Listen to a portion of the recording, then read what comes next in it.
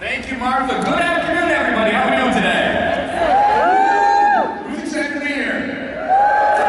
We're going to have some fun. I've got the coveted post-lunch spot, right? How those turkey wraps feeling right now? You get to walk a mile and a half to get it. But we're going to have a lot of fun. We're going to talk all about once upon a time storytelling to help make you better, more effective presenters. And that's what, let's bring it back to something you might be doing. Healthcare options for 2015. You're giving the presentation to the company, right? You're like, come on, Brad, how are you going to make that interesting? How are you going to make sure that we understand what this is?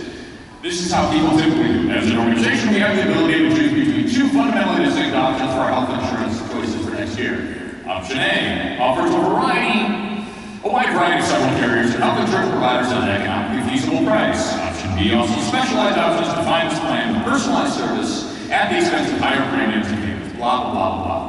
Or you could say, well, you can say that and say, we've got two options for you. Want the superstore, or do you want the mom and pop? Right? We all know what a superstore is. We all know what a mom and pop is. We can, okay, a mom and pop, I like it. I get more service. I know who owns it, runs it. It's personalized. It costs me a little bit more. I'm okay with that. Or, man, I like the superstore. I have a million different options here. I'm going to dive in for all of them. That's an example of borrowing interest, right? So we talk about making it real. We talk about borrowing interest. I'll give you one more tip. Have you noticed what I've done for every single bullet point on every single slide? What have I done? I built it. Every single bullet point. It is shocking to me how few people build their slides. If you remember nothing from today's presentation, remember this one thing. If you build your slides, you'll be 50% more effective when you present. Why? Because people can't read ahead. Here's the thing, even with 18 words, whatever I have on here, human nature, if I put them all up on the screen, what do?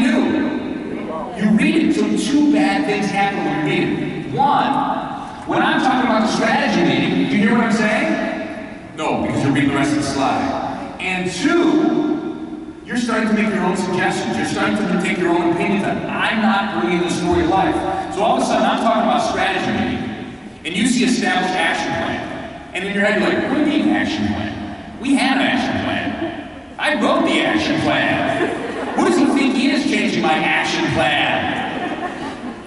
And then when I finally get to that bullet point, I say, oh, and of course we have that great action plan we already put together, so we're not going to change that. And you're like, oh. But you just hated me for the last 3 minutes. I'm an old man.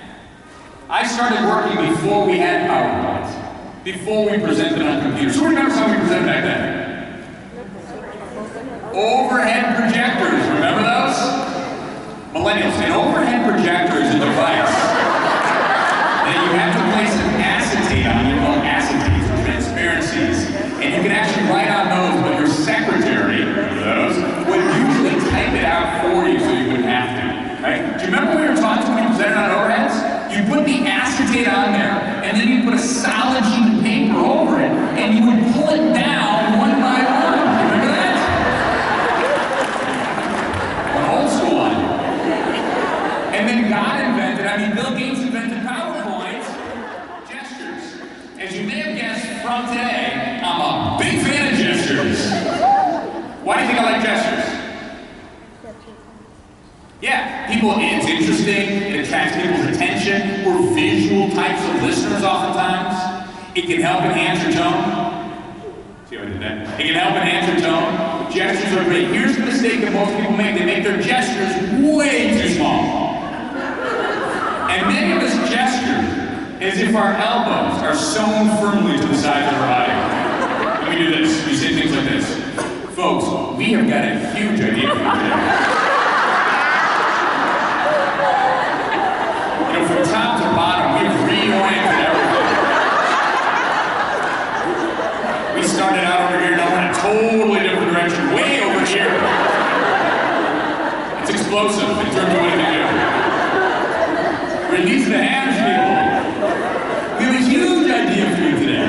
From top to bottom, we have reoriented everything.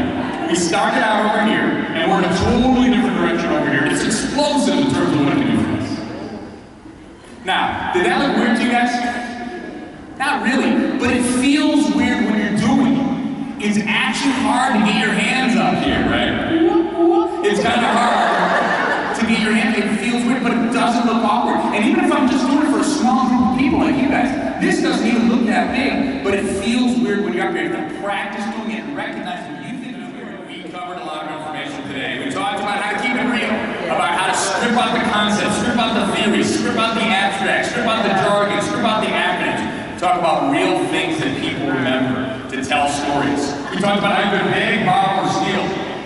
Anecdotes, examples, videos, pictures. Those are things that people remember. Those are things that people recall. It takes a little bit of extra work to do these things, but you will walk out with people resonating with your message, understanding what you're saying, respecting you more as an individual, respecting you more as a presenter if you can do some of these things. Trim it out. Simpler is better. What was the maximum number of words? 20. You want to know what's funny? I did not have the word 20 written anywhere in my presentation. Yet somehow you remembered it. We think the only way that we remember it is if I write it down. I did not have 20 written anywhere. Yet virtually everyone here remembered. One person said 18 and they have to leave. But other than that, everybody remembered. And make sure that you command the room. Get control of your body language. Think about being out with a couple of root beers and excitement, smile, energy. You're out with your friends, you're having fun. That's the mindset you want to have when you're up here. All right, folks. When you do this stuff, your presentations will all